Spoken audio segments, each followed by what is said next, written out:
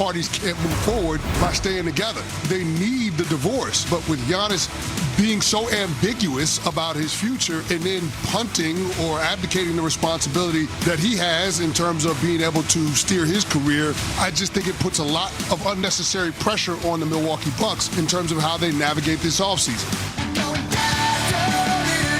We are on Sports Tonight here on ESPN Radio, ESPN2. We are presented by Progressive Insurance. Hello, Michelle Spallman, Chris Canty, Evan Cohen with you.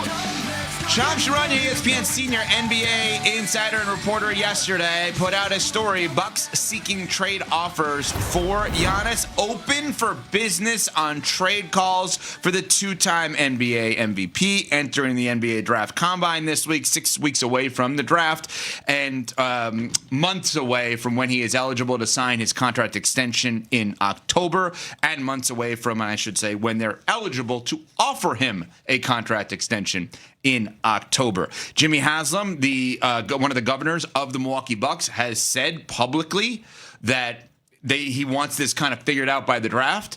I don't personally understand that math, because you cannot get a commitment one way or another legally from him. You can get a wink-wink whether or not he's going to sign. We know Giannis well enough to know, at least in terms of public consumption, he's not going to give them an answer. And they can't give him an offer. So the Bucks are going to have to make a decision regardless of what Giannis wants. Open for business tells you what at this point as to what he is going to potentially want and what's going to happen here. Open for business means this is the end, as far as I'm concerned. We're talking a year now that it's been since Giannis first expressed his desire to potentially view life outside Milwaukee. Mm-hmm. We've been talking about this breakup, this impending breakup, for a year now, and it's not gotten better. They didn't have success this year in the manner in which they wanted to. They engaged in trade talks surrounding Giannis before the deadline back in February. The clock is ticking, and for all of is he going to stay? Should they keep him? The Deer District is the area that Giannis built. It was a symbiotic and fruitful relationship for a long time. It is not. They have reached the point of no return, and this is when we're going to find out where Giannis's next home is going to be. Man, I'm over this. I'm ready too. for a I'm resolution. I'm tired of all of the speculation offseason after offseason.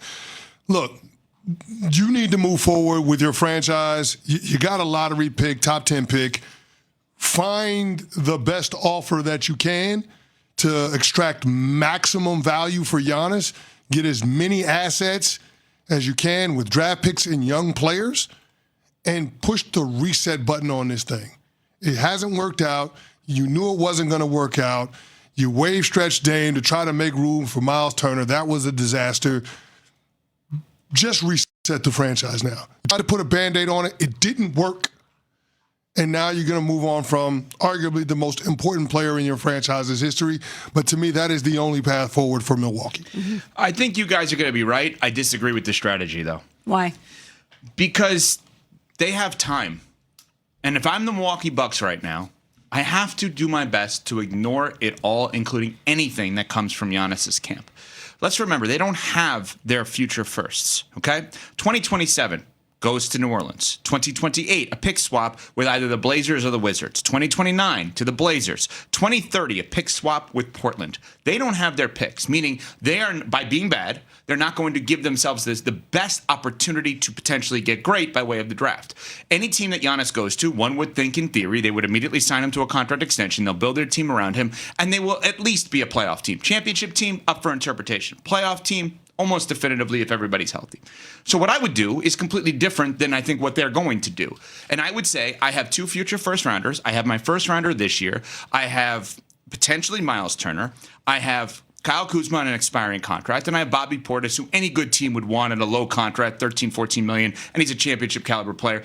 He's the Wemby tough guy. He's the guy you want next to. That's actually, we finally came up with the answer. That's the guy. That's the guy. Anyway, so the point is, what I would do is, who can I get on this team to help me win, whether he's here or not? Because I got to try to win next year, at least to get into the playoffs.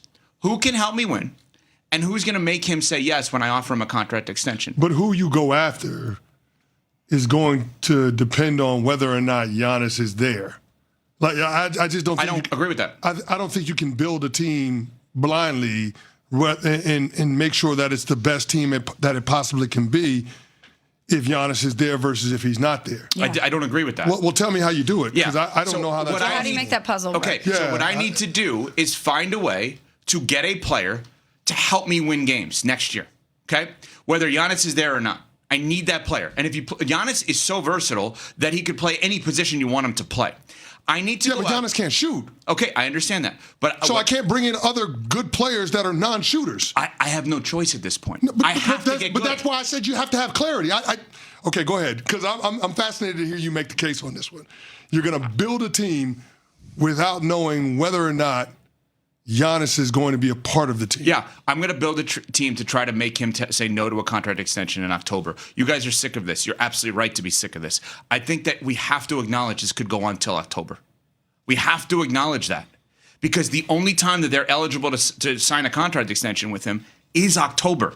So they could sit there, if they were to listen to me, which I don't think they're going to do, and say, let's build a team that is better than whatever team he goes to. I've been saying Orlando, that, hey, Giannis, you go to Orlando, these guys are off the team. Are you really that much better than what we have right now with, I don't know, a guy that I'll throw out there, Kyrie Irving, who I've kind of put on my list of keep an eye on maybe, or some of the New Orleans guys that are around. You're not going to get the most amazing player in the world. You're going to get a guy of like, he's in his 30s, but like, could he have a year or two left with Giannis? Dare I say Joel Embiid, as insane as that sounds? My point is this. No. I have to try to get him to stay. I don't have my picks. You cannot come up with a trade unless you're going to tell me Jaylen Brown straight up. You're not going to come up with a trade that is going to benefit the Bucks anytime in the next 5 years. Try it. Try to come up with these trades that are going to, like, okay, so Paolo Banchero would be the centerpiece in Orlando, let's say. Yeah. What is that going to get you if you're Milwaukee? What are you going to do with that? They don't have picks. They're all in Memphis for Desmond Bain. What are you going to do with that? You're going to have Miami? You're going to have a lot longer runway. Okay, you're going to get Miami, has been mentioned. Tyler Hero from Milwaukee, a great. He's made himself into a good to great player in his career. He's not a championship player in terms of being number one. Khalil Ware, really good young center. Spoelstra doesn't like to play him a lot. But Milwaukee knows better now? Like, what are you going to get here? Your Lakers, let's say they clear everybody out. It's an open roster. Give them everything. What's everything? Okay, Golden State, the 4 first-rounders. And then what? Jimmy Butler? Okay, well, then you're going to flip Jimmy Butler again. What are you getting exactly? Everybody says you got to trade Giannis. For what?